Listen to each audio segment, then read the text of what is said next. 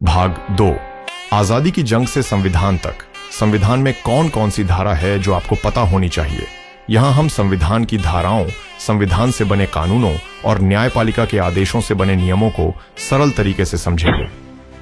दोस्तों, उस ऐतिहासिक रात को 15 अगस्त 1947 जब तिरंगा लहराया तो छोटा नागपुर के जंगलों से लेकर गोदावरी की घाटियों तक आदिवासी योद्धाओं की चीखें गूंजी, हमारी कुर्बानी व्यर्थ न जाए। भाग 1 में आपने देखा 1818 से 1924 तक 7 से भी ज्यादा खूनी विद्रोहों ने ब्रिटिश साजिश को हिलाकर रख दिया। कानून जन्मे लेकिन पूर्ण न्याय नहीं मिला। आदिवासियों ने भी आजादी की लड़ाई में अपना खून और पसीना पानी की तरह बहाया और देश को स्वतंत्र करवाया। जब देश आजाद हुआ तो उसे सुचारू और न्यायपूर्ण तरीके से चलाने के लिए नियम, कायदे और कानून की आवश्यकता थी। इसी जरूरत की पूर्ति के लिए बनी भारत की संविधान, जो देश की नींव और मार्गदर्शक है। संविधान ही वह मुख्य दस्तावेज है जिसमें लिखी धारा और नियमों के आधार पर देश चलता है और इसे सभी को मानना अनिवार्य है। संविधान बनाने के लिए समझदार और दूरदर्शी नेताओं की आवश्यकता थी, जिन्होंने देश के हर वर्ग और क्षेत्र के हितों को ध्यान में रखते हुए इसे तैयार किया। तब संविधान सभा बनी 29 अगस्त 1947 को पहली बैठक। इसमें कुल 289 सदस्य, जिनमें सिर्फ 6 आदिवासी हीरो जयपाल सिंह मुंडा धरती आबा बिरसा के वारिस ने गरज कर कहा, आदिवासियों के न मिले तो हम संविधान न मानेंगे। 11 दिसंबर 1946 को जयपाल सिंह मुंडा ने आदिवासी पार्टी बनाई, 32 सीटें जीती। उनकी मांगों से 26 जनवरी 1950 को संविधान में अनुच्छेद 24 5वीं 6ठी अनुसूची उत्कीर्ण हुए। बिना इन 6 नायकों के आज PESA FRA 2006 न होता। अब आइए सभी को समझते हैं संविधान सभा का महायुद्ध, 6 आदिवासी हीरोज की चिंगारी। 1946 की ठंडी सुबह दिल्ली के काउंसिल हाउस में जयपाल सिंह मुंडा, झारखंड के मुंडा योद्धा, ऑक्सफोर्ड ग्रेजुएट, मंच पर कई सदस्यों के बीच गरजते कहा, बिरसा मुंडा की शहादत व्यर्थ न जाए। जल, जंगल, जमीन, रूढ़ी परंपरा हमारी। ये रोमांचक डिबेट्स चले 2 साल 11 महीने 18 दिन। 6 आदिवासी सदस्यों ने 123 स्पीचेस दी। जयपाल ने अनुच्छेद 244 की मांग ठोंकी। 5वीं अनुसूची बिना, संविधान जहर, यह तक कहा। संथाल हुल का जिक्र किया, भीड़ विद्रोह की याद दिलाई। परिणाम 26 जनवरी 1950 को अनुसूचित जनजाति ST की मान्यता मिली। जयपाल की पार्टी ने 1952 चुनाव में 137 सीटें जीतीं, जो आजादी का पहला चुनाव था। अनुच्छेद 244 1 और 5वीं अनुसूची, जमीन की रक्षा का पहला किला। छोटा नागपुर के जंगलों में बिरसा की आत्मा मुस्कुराई। 1950 की पहली सुबह अनुच्छेद 244 1 लागू हुआ और असम, मेघालय, त्रिपुरा, मिजोरम छोड़कर 10 राज्यों के 74 अनुसूचित क्षेत्र, झारखंड, ओडिशा, गुजरात, राजस्थान, मध्य प्रदेश इत्यादि में विशेष प्रशासन घोषित किया गया। राज्यपाल को जनजातीय सलाहकार परिषद TAC की सलाह लेना, जमीन हस्तांतरण प्रतिबंध एवं साहूकारी पर नियंत्रण की शक्ति दी गई। यह कोल विद्रोह की जीत थी। 1831 में छीनी गई जमीन अब लौट रही थी। 1971 तक 2,50,000 एकड़ जमीन आदिवासियों को वापस मिली। यदि TAC नहीं होता तो आज 80% आदिवासी भूमि लुट चुकी होती। 6ठी अनुसूची, स्वायत्त जिला परिषदों का स्वराज सपना। 6ठी अनुसूची आदिवासियों के स्वायत्त जिला परिषदों के स्वराज का सपना थी। मेघालय की पहाड़ियों पर खासी योद्धा नाचे। 1950 में यह लागू हुई और असम, मेघालय, त्रिपुरा, मिजोरम के 10 स्वायत्त जिले बने। खासी विद्रोह 1829 की चिंगारी ने इसे संभव बनाया। स्वायत्त जिला परिषदों यानी ADCS को जमीन, जंगल और रीति रिवाज पर कानून बनाने की शक्ति मिली। ADCS ने कुल 123 कानून बनाए, जिनमें खनन पर रोक और उत्सव सुरक्षा शामिल हैं। तीरथ सिंह की जीत 1829 में टूटी हुई एकता लौट आई। अब 90% जनजातीय क्षेत्र स्वशासित बने और ADCS ने 2010 से 2020 के बीच 500 करोड़ रुपए का राजस्व कमा अनुच्छेद 46 शिक्षा आर्थिक उन्नति का संथाल हुल। अनुच्छेद 46 शिक्षा और आर्थिक उन्नति का संथाल हुल साबित हुआ। राजमहल पहाड़ियों पर सिदो कान्हो मुस्कुराए। 1950 से यह नीति सुनिश्चित करती है कि राज्य अनुसूचित जनजातियों के शैक्षणिक और आर्थिक हितों को प्राथमिकता दे और उन्हें सामाजिक अन्याय और शोषण से बचाए। 1,50,000 संथाल होल की गूंज इस प्रयास में जाहिर हुई। 1951 से स्कूलों में मुफ्त शिक्षा का प्रावधान हुआ। एकलव्य मॉडल स्कूल्स के 500 से अधिक स्कूलों में अब लगभग 1 लाख छात्र पढ़ते हैं। शोषण खत्म हुआ और बेगार अपराध बन गया।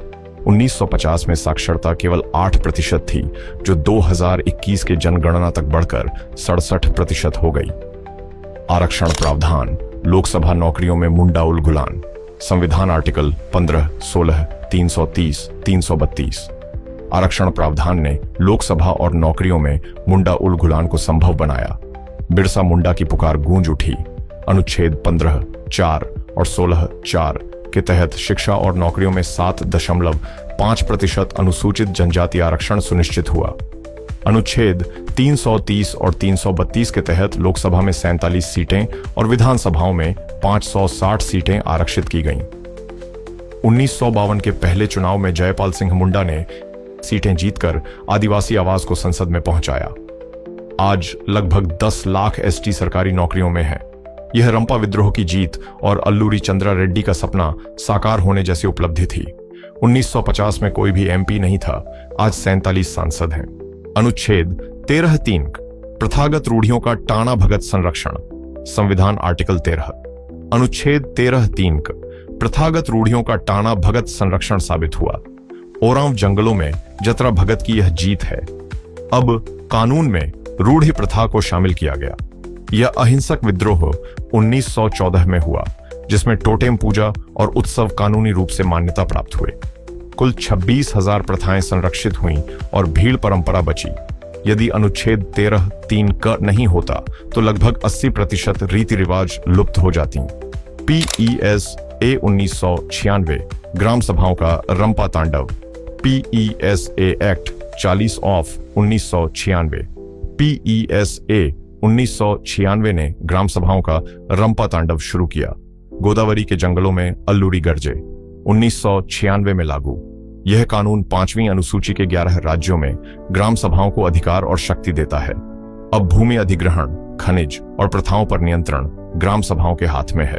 2023 तक कई ग्राम सभाओं ने खनन को रोक दिया और जंगल प्रबंधन आदिवासियों के हाथ में आया। यह कोल विद्रोह की जीत थी। PESA के जरिए कई लाख एकड़ जमीन और जंगल सुरक्षित रहे। FRA 2006 वन अधिकारों का संथाल हुल 2.0। फॉरेस्ट राइट्स एक्ट 2006 FRA 2006 ने वन अधिकारों का संथाल हुल 2.0 शुरू किया। राजमहल में 1.5 लाख आदिवासी योद्धा मुस्कुराए। 2 जनवरी 2007 से लागू। यह कानून कई लाख आदिवासियों को हेक्टेयरों में वन जमीन प्रदान करता है। लघु वन उपज पर नियंत्रण मिला और रोजगार के नए अवसर बने। खूंटकट्टी बहाल हुई और मुंडा उलगुलान जीत की तरह महसूस हुई। हालांकि अभी करीब 50% दावे लंबित हैं और यह लड़ाई जारी है।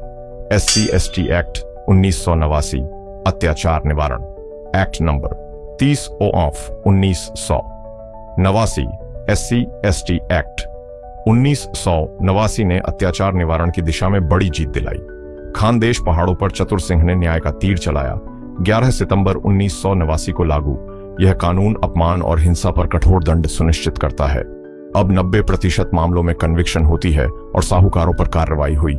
सालाना लगभग 1 लाख मामले दर्ज होते हैं। इस कानून से खासी एकता बनी रही। शॉकिंग तथ्य यह है कि 1989 से पहले केवल 5% मामले में सजा होती थी, जबकि अब 40% मामलों में सजा होती है। अपमान का अंत हुआ। आदिवासियों के लिए सर्वोच्च न्यायालय के महत्वपूर्ण निर्णय। संविधान की आत्मा को जमीन पर उतारने में सर्वोच्च न्यायालय ने कई ऐतिहासिक फैसलों से आदिवासियों के अधिकारों को मजबूत किया है।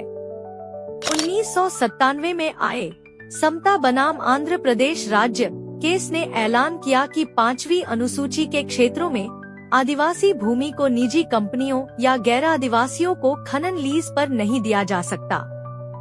यह फैसला आदिवासी भूमि की रक्षा का पत्थर साबित हुआ। 2013 के Niyamgiri case, Orissa mining corporation बनाम पर्यावरण मंत्रालय ने एक नई मिसाल कायम की। सुप्रीम कोर्ट ने कहा कि डोंगरिया कोंड जनजाति की ग्राम सभाओं की सहमति के बिना कोई खनन नहीं हो सकता। यह सामुदायिक अधिकारों की सबसे बड़ी जीत थी।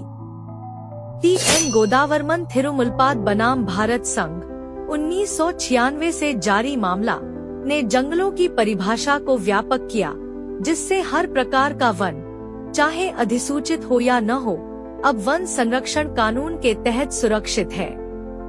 इससे आदिवासी आजीविका और निवास दोनों की रक्षा हुई। 2023 में रामचरण बनाम सुखराम केस ने आदिवासी महिलाओं को पैतृक संपत्ति में समान अधिकार दिलाकर लैंगिक न्याय की नई दिशा दी। आर चेन्निकृष्णा रेड्डी बनाम आंध्र प्रदेश राज्य 2004 में कोर्ट ने सेंट आरक्षण की संवैधानिकता को बरकरार रखा और शिक्षा में समान अवसर को न्यायोचित ठहराया। सबसे हालिया फैसला लालसा राम यादव बनाम उत्तर प्रदेश राज्य 2023 ने जाति प्रमाण पत्र जारी करने की प्रक्रिया को पारदर्शी और सुलभ बनाने पर जोर दिया, ताकि कोई भी आदिवासी अपने अधिकार से वंचित न रहे। इन सभी निर्णयों ने साबित किया कि संविधान केवल किताबों में नहीं, बल्कि न्याय की हर उस पुकार में जिंदा है जो आदिवासी समाज की जमीन, अस्मिता और बराबरी की लड़ाई को आगे बढ़ाती है। लाखों आदिवासियों और नायकों ने अपने जीवन का बलिदान दिया और संविधान सभा के नायकों की वजह से कई कानून बने, जिन्होंने 10 करोड़ से अधिक आदिवासियों के अधिकार और सुरक्षा सुनिश्चित की। लेकिन आज भी आदिवासियों के हक की लड़ाई जारी है। कई लोग अब भी उनकी जमीन, जंगल, जल और परंपराओं को छीनने की साजिश कर रहे हैं। इसलिए आदिवासियों के संवैधानिक अधिकारों की रक्षा करना जरूरी है, क्योंकि यही आपके बच्चों और आपके भविष्य की सुरक्षा के लिए भी आवश्यक है। यही समय है कि हम सब जागें, उनके संघर्ष को याद करें, उनके अधिकारों के लिए आवाज उठाएं और यह सुनिश्चित करें कि आदिवासियों की संस्कृति, रीति रिवाज और अस्तित्व सुरक्षित रहें। मैं आपका दोस्त डॉक्टर भाविन कुमार शांतिलाल वसावा, भरूच से।